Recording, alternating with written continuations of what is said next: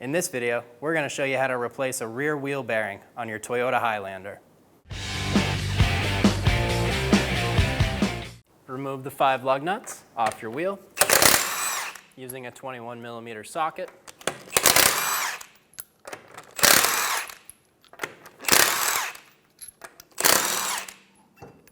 Remove the wheel. Using a 17mm, we're going to remove the caliper bracket bolts.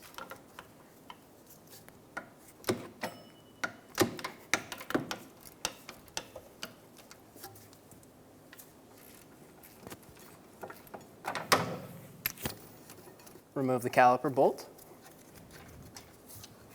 Pull the caliper up and out of the way. Put it somewhere where there's going to be no pressure hanging on the hose. Remove the rear rotor. You may need to twist in your rear shoe adjuster to be able to remove this. Remove the rear wheel bearing bolts using a 17mm.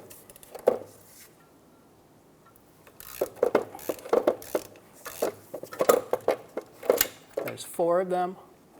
I'm going to loosen all of mine up.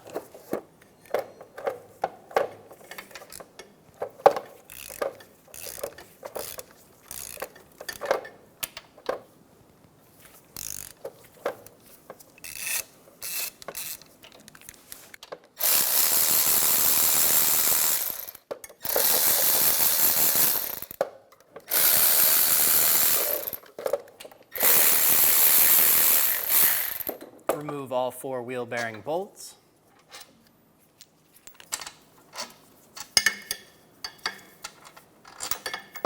Using a 30mm axle nut socket, we're going to remove the rear axle nut.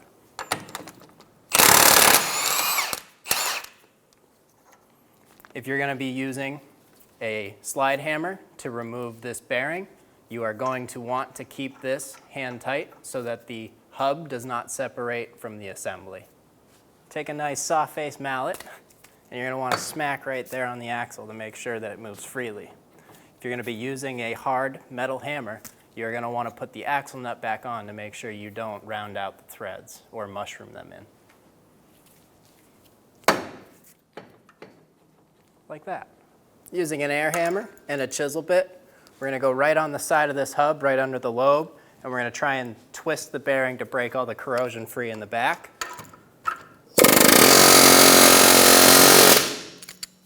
I'm going to install the axle nut just on a few threads, and I'm going to use a long bit, just flat, and now that I've twisted the bearing, this will fit through the wheel bearing hole, and we're going to hit the wheel bearing forward from the back. I'm going to put my bit in the bolt hole, give it a little forward. With that little tap on the back, that did free the bearing, so we're going to take off the axle nut.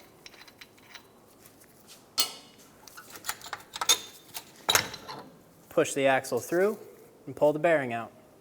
Using a wire brush, we're going to clean inside where the bearing sits.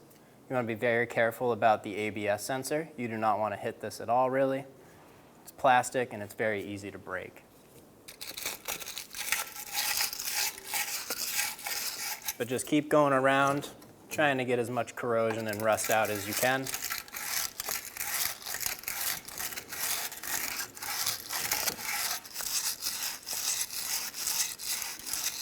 Once you're done cleaning, make sure you clean off this ABS sensor.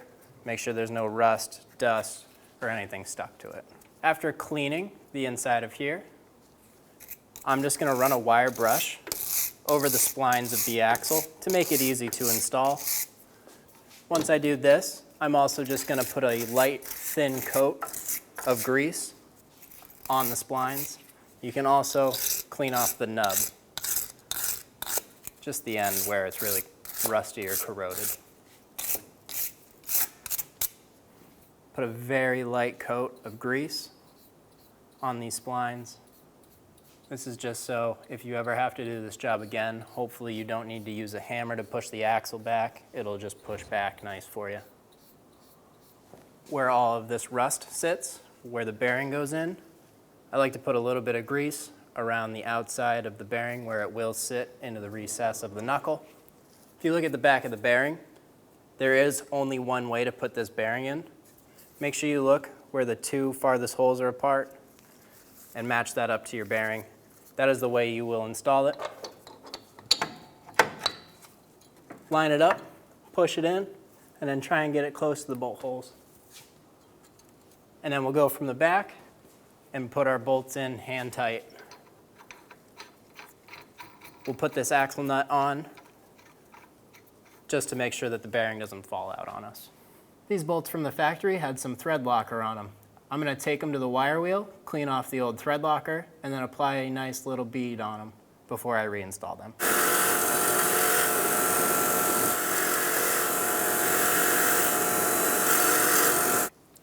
Start your wheel bearing bolts by hand.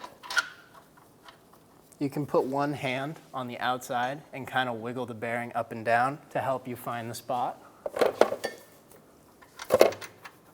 Go around and start all four.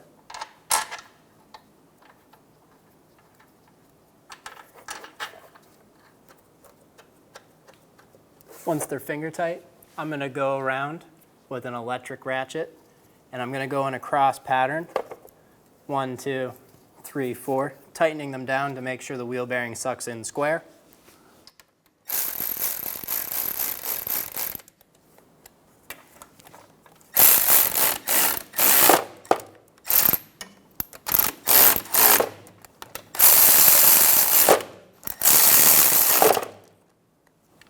Now that they're all snug down, we're going to go around and torque them in the same fashion.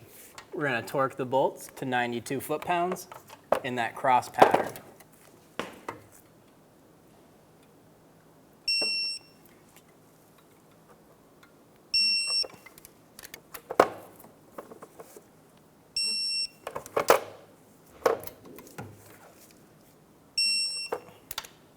We're going to tighten this axle down just a little bit. Then we're going to torque it to 217 foot-pounds. Using a bar to hold the hub still, we're going to torque the axle nut.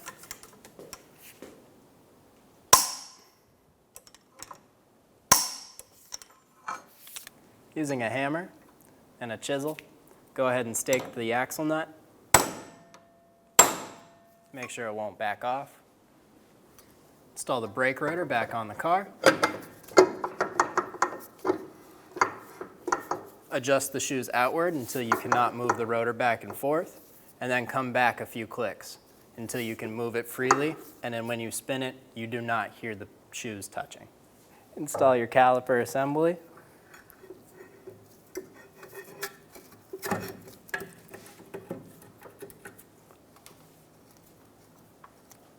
Start your caliper bracket bolts by hand.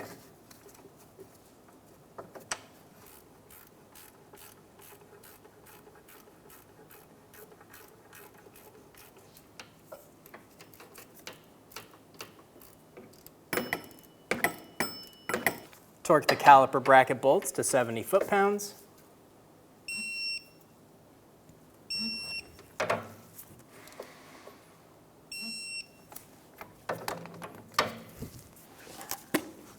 Install your wheel.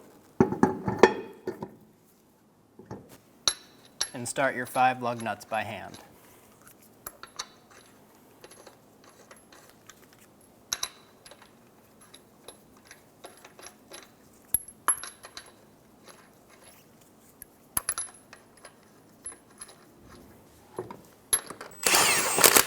Tighten them down in a star fashion.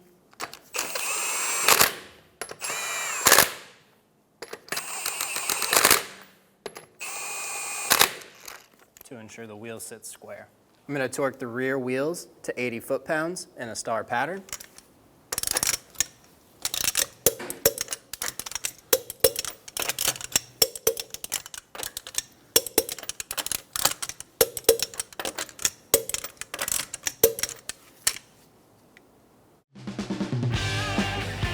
When only the best will do, demand TRQ.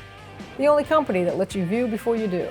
TRQ is committed to offering the highest quality aftermarket auto parts that are engineered for peace of mind.